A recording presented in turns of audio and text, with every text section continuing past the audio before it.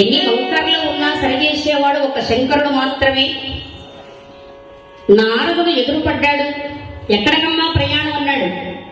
ఈ రుద్రాక్ష తులాభారానికి నీవు వస్తావా నారద? మీరు అడగకపోయినా ఆహ్వానించకపోయినా వస్తానమ్మా అన్నాడు. ఉభయులు వెళ్ళారు. ఒక్క రుద్రాక్ష కాదు, 1,000,000 రుద్రాక్షలు చూస్తాను అంది మహాలక్ష్మి. త్రాసు తెప్పించింది. సభా మధ్య మండపంలో పెట్టారు. త్రాసు తెప్పించారు. శివస్వరూపమైన రుద్రాక్ష భక్తి తుల్యంగా ఒకవైపు కాటాలో ఉంచింది. పార్వతీదేవి 7 వారాల నగలు తెప్పించింది. లక్ష్మీదేవి అహంకారంతో రెండో ప్రక్క కాటాలో వేసింది. కాటా కదలలేదు. నారద, ప్రయత్నం చెయ్యవయ్యా. ఈ త్రాసు పురావస్తు తవ్వకాలు దొరికిందో ఏమిటో, దోషం లేదు కదా, చూడు. ముద్దొచ్చినప్పుడే సంకెక్కాలి. ఆ కాట అటు ఇటు ఇటు అటు తిప్పి ఇందులో దోషమైతే లేదు కానీ రవ్వంత మోసం ఉందేమో నాకు తెలియదు అన్నాడు. పార్వతి, నీ టక్కు టమార గజకర్ణ గోకర్ణ విద్యలు నా దగ్గర వదినా. ఇంద్రజాల మహేంద్రజాల ప్రదర్శన కాదిది. ఇందాకేమన్నాను? ఆటరాగ మధ్యలో లోటన్నట్టు మాట్లాడుచుంటివే.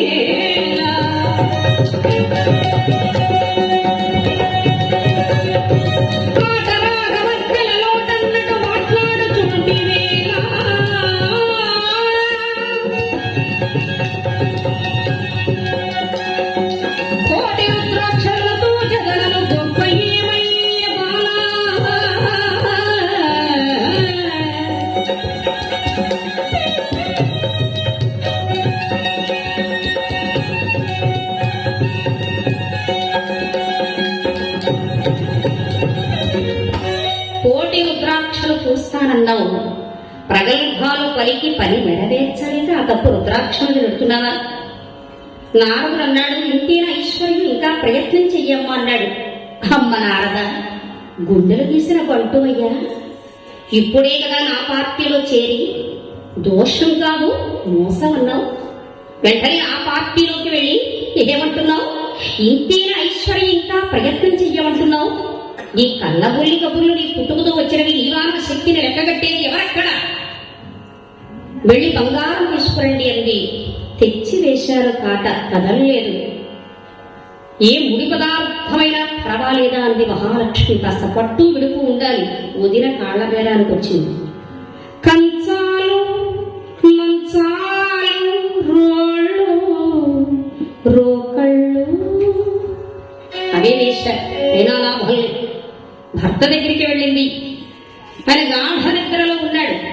ఏమి మాయయో ఎరుగరాదు జీవితేశం, హరయన రుద్రాక్షయుత బరువు కలిగియుడునా, హరుని మాయనన్నిట్టుల అడచను గర్వోద్రేకము.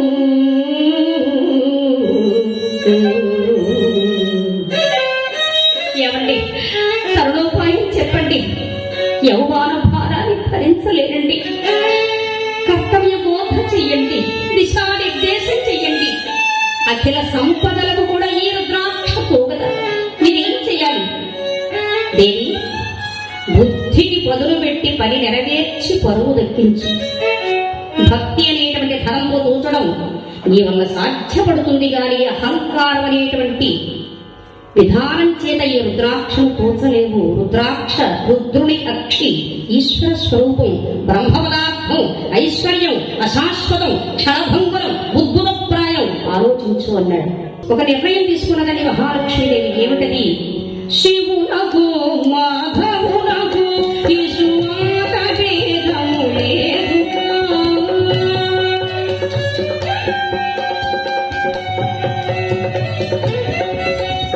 శివ శివ నారాయణ మృత్యుంజయ మధుసూదన,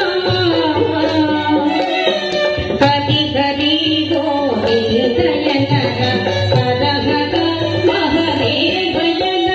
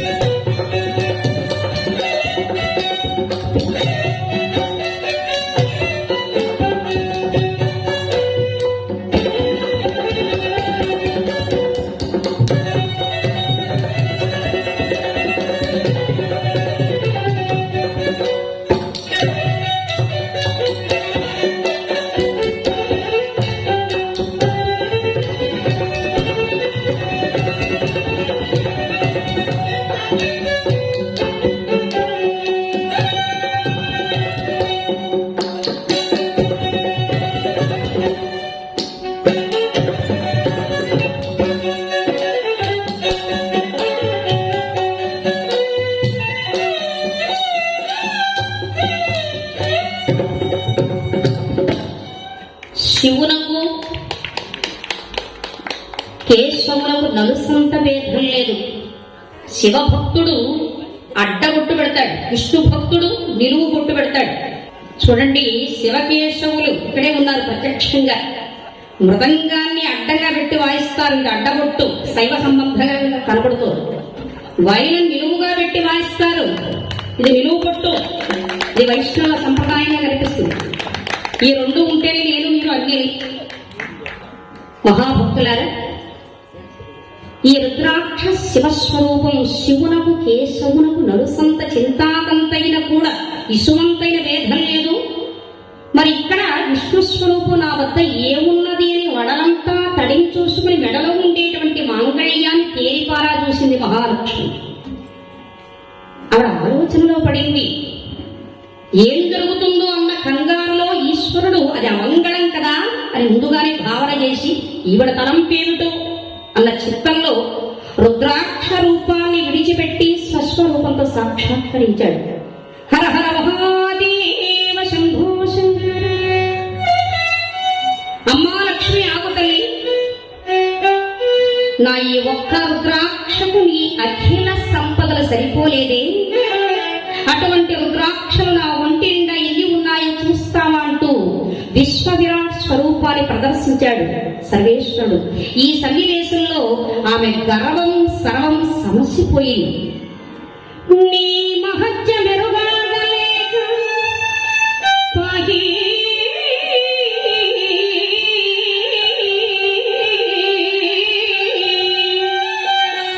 నీ మహత్య మెరుగలేక బదిలే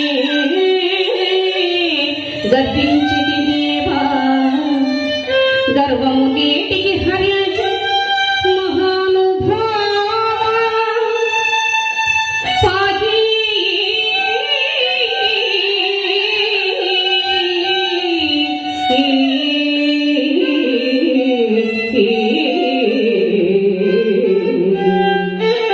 అఖిలాండ కోటి బ్రహ్మాండ నాయక అఖండ మండలాకార సచితానంద స్వరూప ఖండపిండ బ్రహ్మాండంలో అంతటా నిండి నిబిడీకృతమై ఉన్న జగన్నాథ అమరస్య లోక నిష్ఠ గరిష్ఠ నాదబిందు గణాతీత సర్వసర్వం సహాచక్రమేలే పరమాత్మ ఈ విశ్వంభరామలయాన్ని చక్రవర్తి నా అపచారాన్ని వర్ణించండి. శివలింగ చేసిన మహాపాపిని చిత్తం లేదు అని శోకదేవత విలపిస్తోందండి మహాలక్ష్మీదేవి.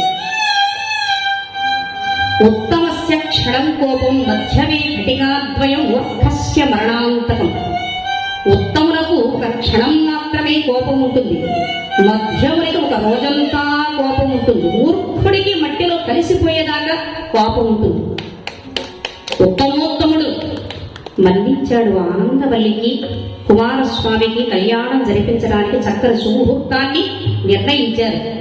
మధుర నినాదము మంజుల నాదము మంగళవాద్యముగా హరి హరి పగడపు గంధము మకర తోరణం మేళతాళాల సమ్మేళనం సప్తద్వారం సప్తర్షులతో సమస్త సేవక పరివారం జనార్దన పాహి జగన్నాథ పాహి మృత్యుంజయ పాహి మహాదేవ పాహి.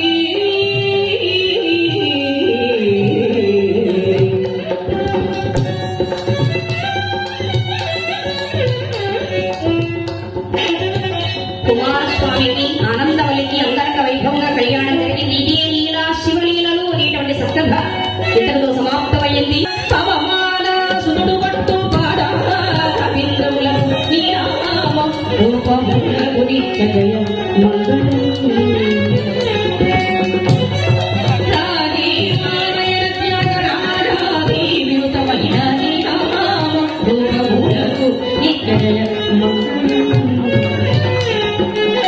శ్రీయకాంతాయ కళ్యాణ నిధయే నిధయేభ్యం శ్రీ వెంకటనివాసాయ శ్రీనివాసాయ మంగళం. శ్రీ కోదండరామస్వామికి జయ మంగళం.